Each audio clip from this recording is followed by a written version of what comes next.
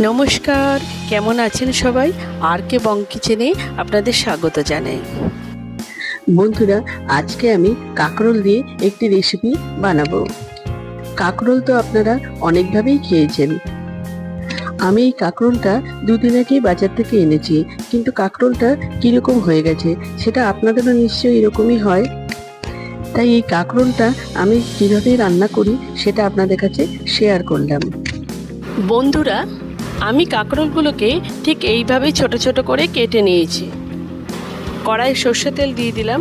এখানে 2 থেকে 3 চামচ সর্ষে তেল ব্যবহার করেছি। এরপর তেলটা গরম হয়ে গেলে 1 চামচ কালো জিরে দিয়ে দিলাম। এরপর আগে থেকে কেটে রাখা কাঁকরোলগুলোকে আমি তেলের মধ্যে ছেড়ে দিলাম। সামান্য পরিমাণ হলুদ দিয়ে দিলাম আর স্বাদ মতো নুন দিয়ে দিলাম। এরপর কাঁকরোলটা ভাজা হয়ে গেছে আর একটু নরমও হয়ে এসছে।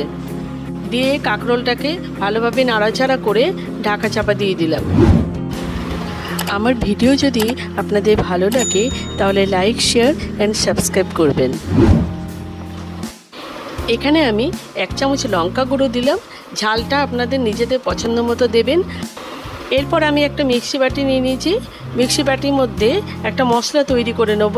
2 চামচ পোস্ত দিয়ে দিলাম, কয়েক টুকরো টমেটো দিয়ে দিলাম, 2টো কাঁচা লঙ্কা দিলাম, আর দিয়ে দিলাম কিছুটা পরিমাণ চিনেবাদাম, আর দিয়ে দিলাম কয়েকটা গোটা গোলমরিচ।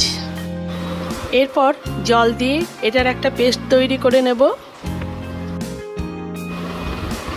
এরপর কাঁকরোলের যেটুকু জল ছিল সেটাও শুকিয়ে গেছে। আমি মশলা যেটা তৈরি করেছিলাম সেটা ঢেলে দিলাম। এরপর কাঁকরোলের সাথে মশলাটাকে ভালোভাবে মিশিয়ে নেব। এরপর মশলার বাটিতে কিছুটা পরিমাণ জল নিয়ে সেটাও দিয়ে দিলাম। 5 মিনিটের জন্য ঢাকা চাপা দিয়ে দিলাম। 5 মিনিট পর এই মশলাটা থেকে তেলও ছেড়ে দিয়েছে আর জলটাও শুকিয়ে গেছে। আর একটু হতে দেব।